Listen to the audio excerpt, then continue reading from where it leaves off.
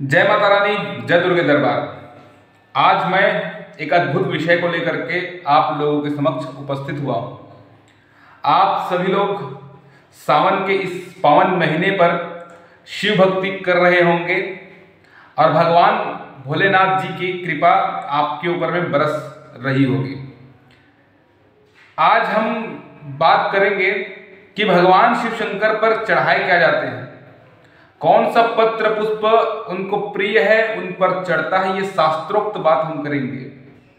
आप सभी लोग YouTube के माध्यम से, टीवी के माध्यम से और अन्य माध्यम से भी आप लोग ये जानते ही हैं कि भगवान शिव शंकर पर क्या चढ़ता है, परंतु आज हम शास्त्रोक्त चर्चा करेंगे। मैं प्रमाण के साथ में आपको बतलाऊंगा कि भगवान पर क्या चढ़ाए जाते हैं, कितना पुण्य प्राप्त होता है क्या चढ़ाए जाने पर, और क्या नहीं चढ़ाना चाहिए, उसकी चर्चा भी हम लोग करेंगे।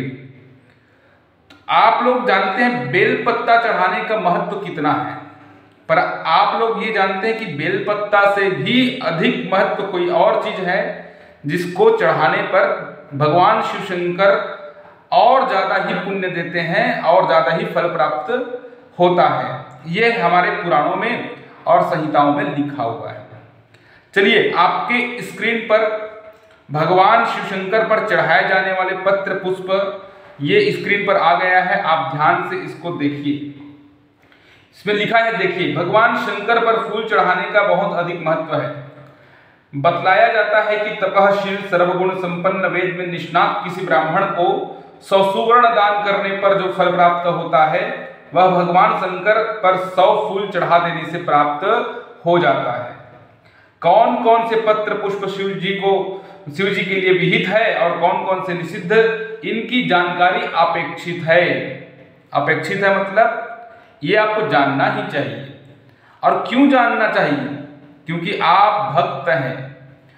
भाई, आप एक बात बतलाइए कि आप जिसकी आराधना कर रहे हैं, आप जिसको पसंद कर रहे हैं, जिसको मान रहे हैं, उनको क्या पसंद है ये तो आपको पता होना चाहिए। तभी तो आप भक्त कहलाएंगे, तभी तो आप एक सर्वश्रेष्ठ भक्ति के मार्ग में जाएंगे।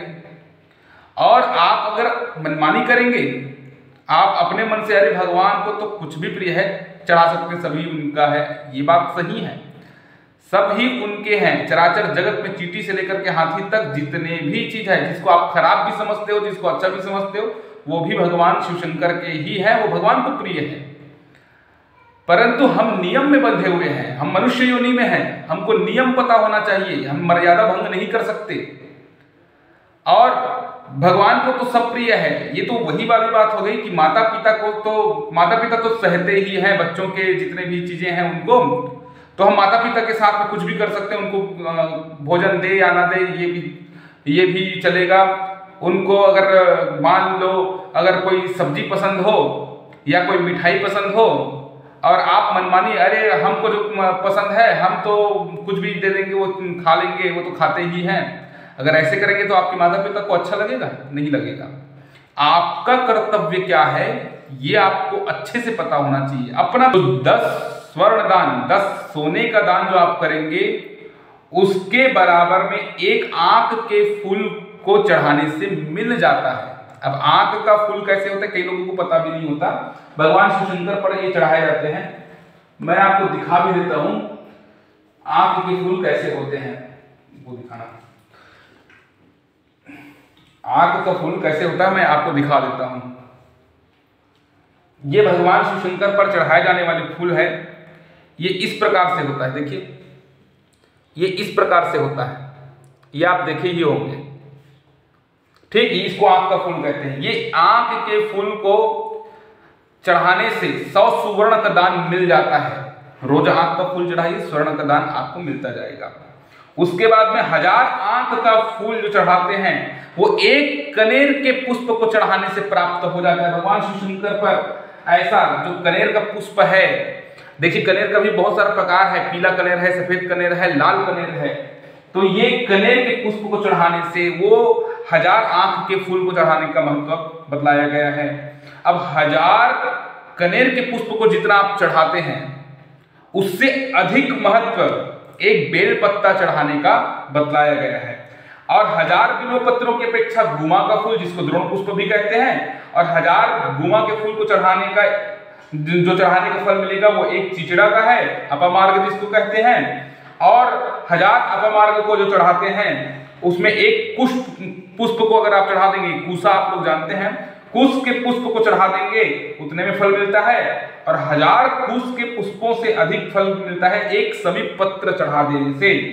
और 1000 समीप पत्रों के चढ़ाने से जो पुण्य मिलता है वो एक नीलकमल को चढ़ाने से प्राप्त हो जाता है। नीलकमल बहुत रेयर पुष्प है, बहुत कम ही मिलने वाला पुष्प है, तो नीलकमल को चढ़ाने से मिलता है। अब देखिए यहाँ क्या लिखा हुआ है, 1000 नीलकमलों से बढ़कर के एक धतूरा चढ़ाने का पुण्य, एक धतूरा चढ़ा देने से उतना पुण्य मिल जाता है। 1000 धतूरा से बढ़कर के एक शमी पत्र अगर आप शमी का फूल चढ़ा देते हैं तो उस शमी के फूल से 1000 धतूरा चढ़ाने का पुण्य आपको मिल जाएगा। अंत में बतलाया गया है पुष्पों की जातियों में सबसे बढ़कर नीलकमल को बतलाया गया है। भगवान नीलकंठ को नीलकमल अत्यंत प्रिय है। अब भगवान व्यास जी ने अलग अलग कोटि बतलाया गया। कोटि मतलब इंग्लिश में कहा जाए कैटेगरी, कि चमेली, मौलसिरी, पाटला, मदार और श्वेत कमल, शमी के फूल और बड़ी भटकैया को रखा गया है। किसकी कोटि में? कनेर की कोटि में। जितना कनेर के पुष्प को चढ़ाने का पुण्य मिलता है वो इन सब को चढ़ाने से मिल जाता है। और वैसे ही धतूरे को चढ़ाने से जितना पुण्य मिलता है वैसे ही नाग चंपा और पुन्नाग को चढ़ाने से मिल जाता है।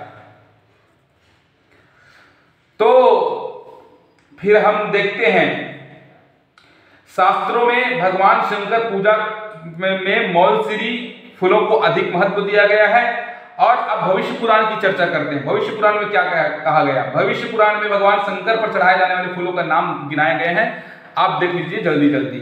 ये कनेर का पुष्प, मौलसिरी, धतूरा, पाढ़र को गुलाब भी कहते हैं वर्तमान में, बड़ी कटेरी, कुरैया, कास, मंदार, अपराजिता, शमी का फूल, कुब्जक, शंखपुष्पी, चिचिड़ा, कमल, चमेली, नागचंपा, चंपा, खस, तगर, नागकेसर, किंकिरात और गुमा, शीशम, गूलर, जयंती, बेला, पलाश, बेलपत्ता, कुसुम पुष्प, कुमकुम, ये कुमकुम लगाने वाला कुमकुम नहीं है, इसको केसर भी कहते हैं, नीलकमल, लाल कमल और जल में, स्थल में जितने भी सुगंधित पुष्प है भगवान शिव शंकर पर चढ़ाए जा सकते हैं। केतकी केवड़ा को छोड़ करके केतकी केवड़ा नहीं चढ़ाया जाता भगवान शिव शंकर में।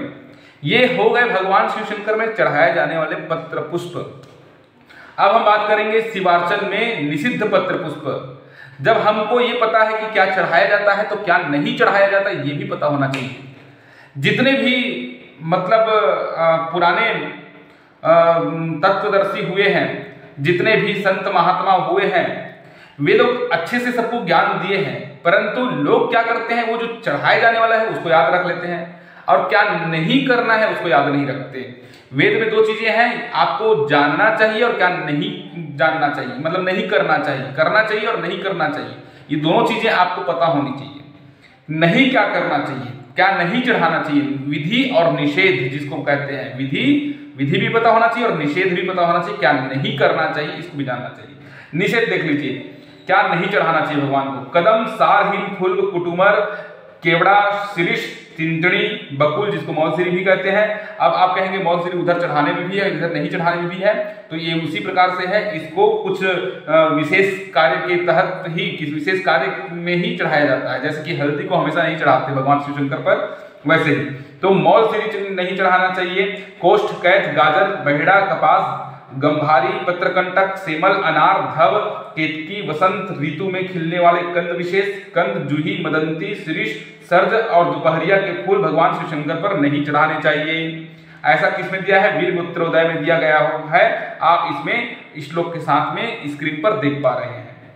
और मौलसिरी को क्यों नहीं चढ़ाना चाहिए, अगर आप इस पर अगर बोलेंगे तो वीडियो अलग से बना दूंगा। इसका भी जो शास्त्र सम्मत तर्क है वो भी हमारे पास में है। तो इतने चीज भगवान शिव शंकर पर नहीं चढ़ाए जाते।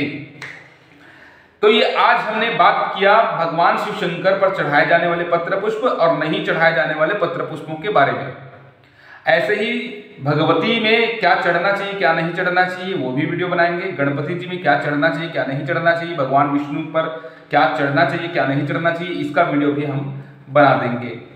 आप शास्त्र सम्मत कार्य करें, वेद सम्मत कार्य करें, सही कार्य करें, क्योंकि भगवान गीता में कहते हैं 16वें अध्याय पर, यह शास्त्र विधि मृत्युर्ते वर्तते काम करता न सिद्धि वापनोति न सुखाम न पराम गति। जो अपने मनमाने ढंग से शास्त्रों को अवहेलना करके काम करता है उसको न सिद्धि प्राप्त होती है और न ही उसको कोई फल प्राप्त होता है, उसका कार्य निरर्थक ही गया। तो भगवान शिव शंकर पर चढ़ाए जाने वाले पत्र पुष्प हमने जाना। आशा करते हैं आप लोग अच्छे से भक्ति कर रहे होंगे। सावन का महीना, शुभ महीना चल रहा है और आपको पूजा पाठ से संबंधित, धर्म से संबंधित, ज्योतिष से संबंधित, इन सभी चीजों से संबंधित अगर आप कोई भी प्रश्न आपके मन में है तो हमको कमेंट सेक्शन में लिख दीजिए।